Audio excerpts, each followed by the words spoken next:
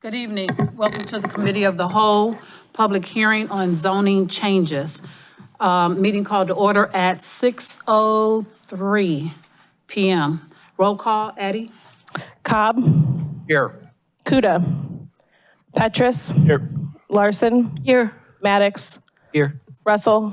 Here. Posh. Here. Let it be noted that President Kuda is absent on vacation.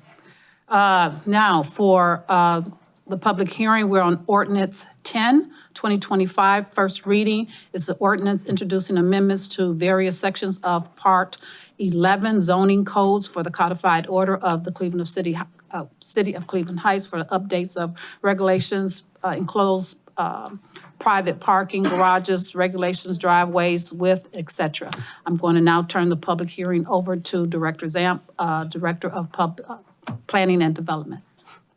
Thank you, Council, Acting President tonight, Russell, and good evening, Council members, members of the public. We have a short presentation about these zoning text amendments, and I'll start off by saying you can't know where you're going until you know where you came from, so we want to tell you why we're doing these zoning text amendments. We talk about this every time we bring them forward to you. Zoning is a living, breathing document. It shouldn't be something that is static. The Planning Commission actually has a requirement to look at the zoning code every year. And so we've been doing that practice since I've been here and since 2021. And Chapter 1119 is the process for moving through zoning text amendments. So in 2023, we worked very closely with the Planning Commission to look at a number of items that you see here on the screen. And these are all things that both they and us as the planning staff notice as we're going through applications. But these were not brought forward because there was a separate piece of legislation that we were looking at, places of worship, that was sort of leading the charge. And when that, you'll see when that ultimately was withdrawn, these sort of went by the wayside. But that doesn't mean that we weren't continuing to work on them. So in 2024, we looked at some additional things that you can see here in red with the Planning Commission. And then Council, of course, spoke a lot about tiny homes during the ARPA process. So this was a evolutionary thing, and that led to a process by which, by the end of 2024, we had proposed an updated set of recommended zoning changes that the Planning Commission adopted via resolution on December the 11th. And that is what is going to be before you here tonight on this public hearing. I just want to talk for a second about the process, which again is at Chapter 1119. So that process says introduction of the ordinance, which was done on January 6th, referral of that to the Planning Commission, which you did that same night. The Planning Commission discussed that on January 8th, and then February 12th, where they adopted the recommendation. The Planning and Development Committee spoke about this on their January 16th meeting with a positive recommendation. And then we're at the public hearing here tonight. That should be number 4. And then number 5 is action by council, which hopefully could happen tonight for second reading. You see the little icon there, that's opportunities for public comment. This is a public hearing, so we want to hear from the public. But as of actually 5:45 p.m., we hadn't received any comments on these amendments, and I think you'll see why in a second, because Karen's going to walk you through the details of and she can be as detailed or as conceptual as you'd like. Thanks, I appreciate being here tonight. So as Director Zamp said, we can be as granular as you want. So these slides are pretty straightforward. I think what we wanted to maybe help you understand, because you'll hear this as we go forward with other zoning cases, is that we're rebranding how we talk about front yards and corner side yards. So it's really just a language change here. So the front yard, which we are now going to be calling the primary frontage, and then along the secondary road would be the secondary frontage. We used to call that our corner side yard. So the definition didn't change. We just wanted to change how the language we're using to refer to that. So we also took a look at our front yards, and this is a section that in our current zoning book, we probably have about 6 pages, because depending on what your neighbors are and how far down the street, we had to do a whole analysis and come up with the average for the whole block face to determine what your front yard was, to determine whether or not you could put that that front porch on your house or if it extended too far into your front yard. But this would also apply to our infill housing. So this really simplifies that by saying that in a double A district, front yard should be 30 feet deep. In an A district, your primary or front yard should be 25 feet. And in the B district, your primary front yard should be 20 feet. So then again, we also looked at that secondary frontage, which again is what is formerly known as our corner side yards. So in a double A district, it was 20 feet. In an A single family, it would be 15 feet. And then in the B districts, it would be 10 feet. So I'm going to move along unless you have questions. I'll just kind of move along at a good pace, and you can stop me if we need to. So we looked at accessory parking. So our code has some language about accessory parking for commercial districts and multifamily. So what this did, it looked at those uses that are adjacent to a single family district and said that if you needed accessory parking in an adjacent parcel that happened to be zoned a single family or B or double A, it would be a conditionally permitted use. And so that would be true for multifamily or any of our commercial districts. And then I'm going to move right along. So, sure, you want a question? Yeah, I just want to, in my mind, we've been working with some. Gail, can you turn on your microphone, please? Ready? In my mind, I'm wondering if the accessory parking is defined as including commercial vehicles who someone might have a trailer that is parked in their parking. So that's a Driveway. related but different question. So what we were talking about, we have a commercial building, a use that's adjacent to a different zoned parcel. So that parking for that commercial use or that multifamily building. So what you're asking is whether or not if I have a commercial vehicle, I could park it in so it would, it's not a straight answer. So if it's the commercial vehicle and that's the business it's located in, yes. In a residential district, no. If it's the commercial, like if it's ABC contractors parking lot, then it's their parking lot, so they can Okay. use it for their business. But that would be a conditionally permitted parking lot, not one that they could just create by right. So it's really not addressing the concern that we've had. Which is right, which is about people parking in their private parking. So that's a So side. it's a separate question that we have to tackle. Thank you. Okay. So we currently have something in our code called an exception to required enclosed private parking spaces. Most of us refer to those as garages. And the Planning Commission has been doing this for a couple years now. And so for current structures or homes, they've really determined that the conditions are pretty straightforward and that could be an administrative approval done by the zoning administrator. However, should the request come in for a newly constructed residence, we feel like that should then go to the Planning Commission for them to review these and to determine whether or not there's an exception that should be granted.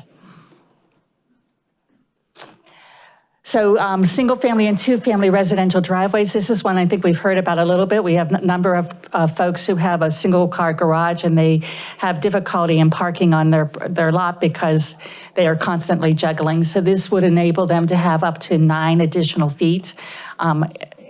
That would allow them to have a parking pad so that they would not have to park in front of their garage space and hopefully could get in and out without juggling vehicles. So we updated all of our fencing, and so this is just kind of showing you that we were trying to get the fencing language to be uniform throughout, and so the maximum height of a fence would be 6 feet, and we've just kind of cleaned that up, and you'll see this is cleaned up for swimming pools too. We had the definition in a couple places, so we were taking out where we defined the same item in more than one location, so that's what you're seeing.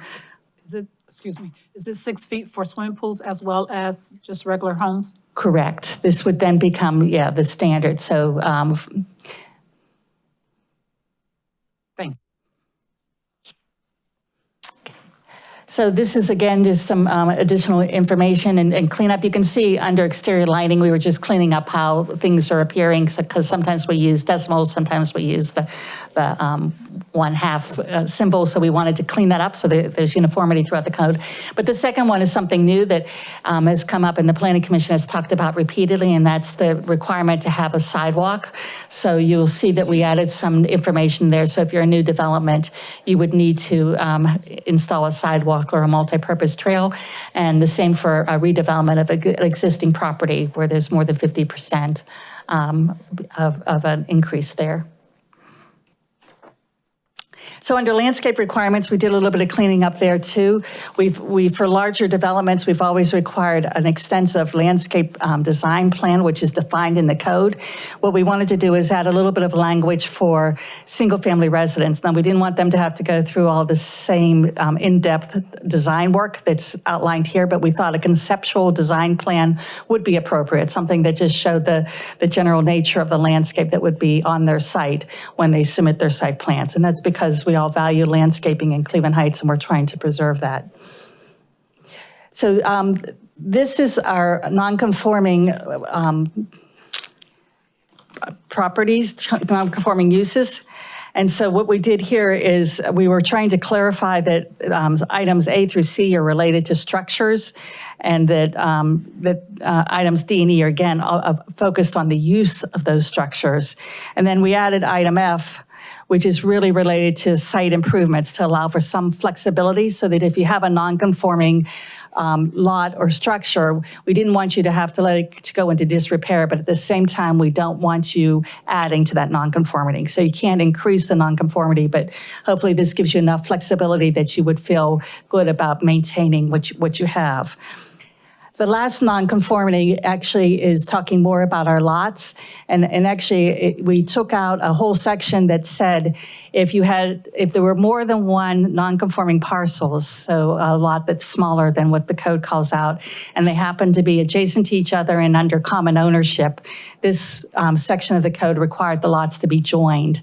And that's kind of counter to what we've been saying. We view every lot in Cleveland Heights as being buildable, and we know that in many of our neighborhoods, we have lots that are smaller than what our zoning code calls out. And so we feel strongly that we should be able to redevelop our neighborhoods to follow the pattern of development that exists there. So this is allowing that flexibility to say that if you happen to own 2 or 3 parcels in a row, and they happen to be smaller than 50 foot in a single family zone district, you could develop those houses on the parcels as they exist today. That doesn't mean that you might not need to get a setback variance or some other variance from the Board of Zoning Appeals, but it's letting folks know that by right, you have the right to develop a home on those parcels. Chair recognizes Councilman Maddox. Thank you. You actually answered the first side of that question I had. The other thing is, this is awesome. Just from my experience being on the commission, there's a lot of times where people just want those projects, but they're coming simply to get those lots joined. And so this cuts out a lot of that process for them and makes it much easier. So I love this process. My question for you, just regarding this doesn't have any impact on anything that we would submit to the county to make those lots any easier to kind of at all, because they're all in the same individual's name, so we shouldn't have any problems. I'm just asking for the public. You're correct. This wouldn't change anything about how the lots are currently recorded with the county recorder's office. Awesome. Thank you so much. This is great. Any more questions? Seeing none, move on. Okay, so in general, then we did some just general cleanup, and we removed language about murals. Most of this got cleaned up, but there was one section that it didn't get cleaned up, so here we are cleaning it up. Again, we standardized how numbers are referred to, as you can see there. We removed duplicate definitions of swimming pools. We revised grammar and sentence structure, corrected references. We did revise the BZA quorum standards to match the Planning Commission so that it's a uniform standard. And then we were matching the zoning administrator's codified role with practice. So often in a Planning Commission case, they will say that they want to see a final landscape plan that the zoning administrator can approve. So that was the type of language we wanted to put into the code so that it was very clear that that authority is granted by the zoning code to the zoning administrator to follow that directive. Okay. I'm sorry. Chair recognizes Councilman Thank you. Petrus. For clarification regarding the first point, Am I understanding that murals are now permitted and not necessarily conditionally permitted? Correct. Actually, that was true for a while. It's just in one section of the code, it left that one phrase in. So we were pulling it out because in other sections of the code, it had already been removed and it just got missed. Okay, great. Thank you. So that's the quick review of the zoning amendments. So council should open this up to public comment if there's anyone here who wants to comment it. Staff would recommend that after hearing the public comment, and depending of course on what that comment is, that we would recommend that you do adopt these zoning amendments when you go back into your full session. Thank you for your time. Thank you so very much. Now at this time. Thank you very much. Now at this time, is there any comments from the public?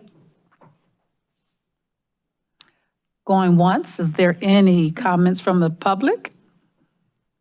Going twice, is there any comments from the public? Seeing none, is there any comments or questions from council? Seeing none? Wow, very well done. All right, since we have no public comments from the public or council, is there any other business to come before this public hearing?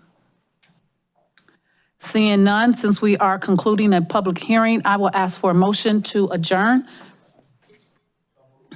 I have a chair recognizes Councilman Maddox as a first. Second? Second. I have a second by Councilman Petrus. Discussion? Seeing none, all in favor signify by saying aye. Aye. Ayes have it. All opposed? So ordered. Meeting is now adjourned.